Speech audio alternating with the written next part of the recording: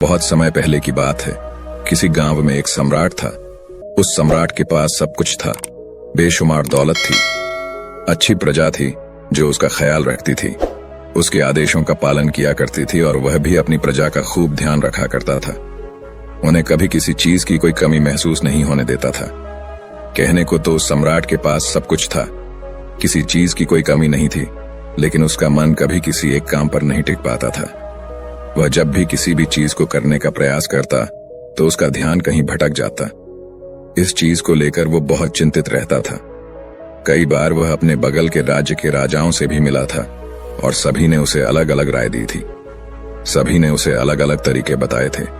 जो भी तरीके उस सम्राट ने सुने थे, उन तरीकों को अपने जीवन में उतारा, लेकिन उन उपायों से उसे कोई लाभ न मिला, जिसके कारण वह हमेशा चिंतित रहता, परेशान रहता।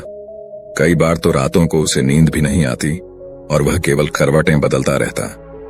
एक दिन सम्राट के कानों तक एक बात पहुंची कि उसके राज्य में एक ऐसा असाधारण व्यक्ति है जिसके शब्द अनमोल है, जिसके एक एक शब्द में जीवन का रहस्य छुपा है, जीवन का सत्य छुपा है। और उस व्यक्ति से मिलने के लिए लोग दूर दूर से आते हैं, क्योंकि हर व्यक्ति की समस्या का समाधान वह बहुत ही सरलता और आसानी से करता है। यह बात सुनकर सम्राट बहुत प्रसन्न हुआ। उसे लगा कि अब उसके सवालों का जवाब उसे मिल जाएगा।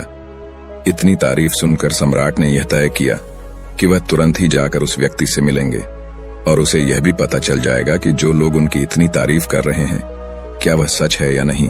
पर महाराज, आप यहाँ किस समस्या को लेकर परेशान हैं? कृपया आप मुझे आपके यहाँ आने का कारण समझाएं। इस पर सम्राट कहते हैं, हे गुरुवर, मेरे यहाँ आने का कारण यह है कि मैं किसी भी काम को लेकर लंबे समय तक उसी कार्य पर अपना ध्यान नहीं लगा पाता। मैं कुछ ही देर में उस कार्य से भटक जाता हूँ। कृपया कर मुझे अपनी इस समस्या का समाधान बताएं। मैं इस बात से काफी चिंतित हूँ। बौद्ध भिक्षु ने सम्राट की चिंता को समझकर कहा, महाराज, आपकी समस्या मुझे समझ आ गई है। आप जिस कार्य पर ध्यान नहीं लगा पा रहे, उसके लिए मैं आपको एक उपाय बता सकता हूँ, लेकिन आज आपको देर हो चुकी है। आप मुझे कल सुबह मिलिएगा।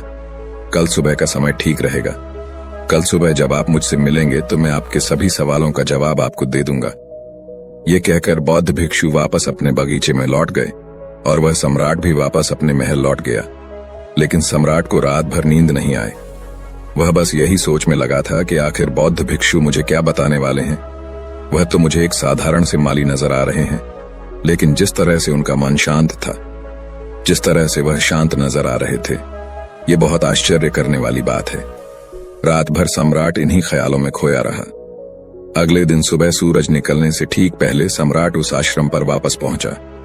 वहां पर बौद्ध भिक्षु पहले से ही उपस्थित थे। जैसे ही सम्राट वहां पहुंचा, उन बौद्ध भिक्षु ने एक पानी का छोटा सा जग उस सम्राट के हाथ में थमाते हुए कहते हैं, इसे लीजिए और पौधों पर धीरे धीरे पानी डालिए। और ऐसा करते करते ये आपके सामने पूरे 15 पौधे हैं। इन सभी पर आपको इसी प्रकार पानी डालते चले जाना है। लेकिन जब आप इस क्रिया को कर रहे होंगे तो उस वक्त मेरी एक बात का अवश्य ध्यान रखिएगा कि आपको इस दौरान कुछ और नहीं करना है, ना कुछ सोचना है और ना ही कहीं आपका ध्यान भटकना चाहिए।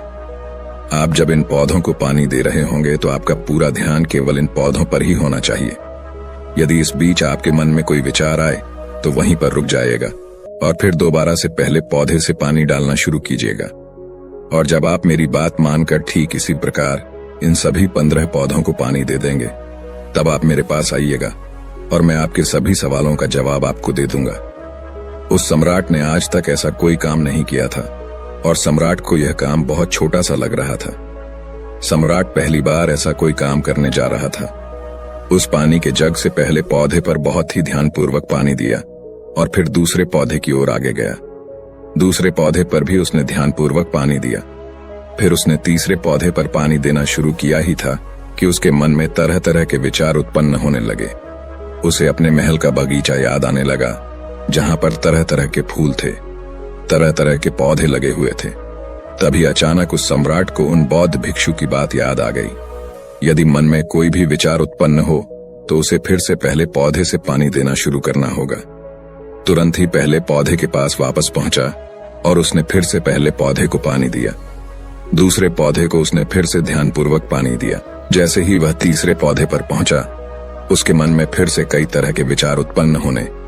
अब की बार ये सोच रहा था, पता नहीं मेरे बिना मेरे साम्राज्य में क्या हो रहा होगा। मन उतना ही ज्यादा व्याकुल होता जाता है। हमेशा खुद को किसी न किसी विचार में उलझा हुआ पाता। ऐसे ही करते करते सुबह से शाम का वक्त हो चुका था, लेकिन अब तक वह सम्राट पूरे 15 पौधों में पानी नहीं दे पाया था।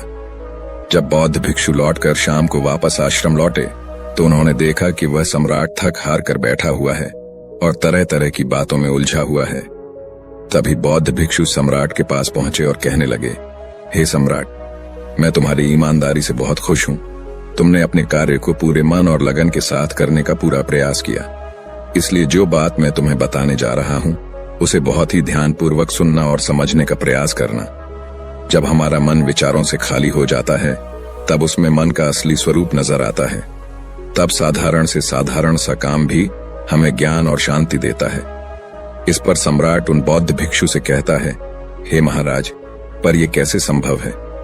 मैं तो जब भी कोई कार्य करता हूं तो मन में कई तरह के विचार उत्पन्न होते हैं और मैं उन विचारों में फंस कर रह जाता हूं और वहां से बाहर निकलने का कोई रास्ता मुझे नजर नहीं आता। तभी बौद्ध भिक्षु मुस्कुराने लगे और सम्राट से कहते हैं, हे सम्राट, तुम पौधों में पानी नहीं डाल रहे थे, तुम तो जल्दी जल्दी अपने इस कार्य को बस खत्म करना चाहते थे। तुम्हारे मन में तो ये विचार उत्पन्न हो रहा था कि तुम जल्दी से जल्दी इन 15 पौधों में पानी दे दो और उसके बाद तुम मुझसे मिल सको, मुझसे अपने प्रश्नों का उत्तर जान सको। किसी कारणवश यह कार्य तुम्हें बोझ सा प्रतीत हो रहा था, मानो मैंने तुम्हारे कंधों पर एक बोझ रख दिया हो, और यही कारण है कि तुम अपने आप को इस पल में रोक नहीं पाए। जब हमारे सामने रखा हुआ कार्य बोझ लगता है तो हम उसे बस जैसे तैसे खत्म करना चाहते हैं और उस काम को करते समय हम अपना पूरा ध्यान उस कार्य पर नहीं दे पाते। किंतु अगर तुम इस पल के महत्व को समझ पाते, इसके महत्व को महत्व दे पाते और केवल पौधों और पानी पर ध्यान देते तो तुम्हें कोई भी विचार परेशान नहीं कर पाते। इस पर सम्राट कहता है, हे महाराज, मुझे आपकी यह बात समझ में आ रही है कि मैं जल्दी जल्दी इस कार्य को खत्म करके आपसे मिलना चाहता था, जिस कारण मेरा मन इस कार्य में पूरी तरह से नहीं लग सका। लेकिन यह एक पल है जो हम जी रहे हैं, उस पल में रहना बहुत कठिन है। क्या मुझे इसके लिए कोई तपस्या या तप करना होगा? इस पर बौद्ध भिक्षु एक बार फिर मुस्कुराने लगे और सम्राट से कहते हैं, जिस शांत मन की तलाश तुम कर रहे हो वह शांत मन तो पहले से ही मौजूद है, वह तो पहले से ही तुम्हारे भीतर है। इसके लिए तुम्हें कहीं भी जाने की कोई आवश्यकता नहीं है और ना ही तुम्हें कहीं शांत जगह जाने की आवश्यकता है। इसके लिए कुछ जरूरी है तो वह है अपनी सांसों पर ध्यान देना।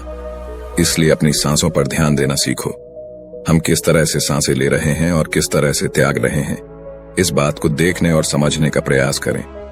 तब तुम्हें यह समझ में आ जाएगा कि तुम्हारा शांत मन तो तुम्हारी सांसों के साथ ही बना हुआ है। उसके बाद तुम चाहो तो कोई भी कार्य करते वक्त भी अपनी सांसों पर ध्यान दे सकते हो।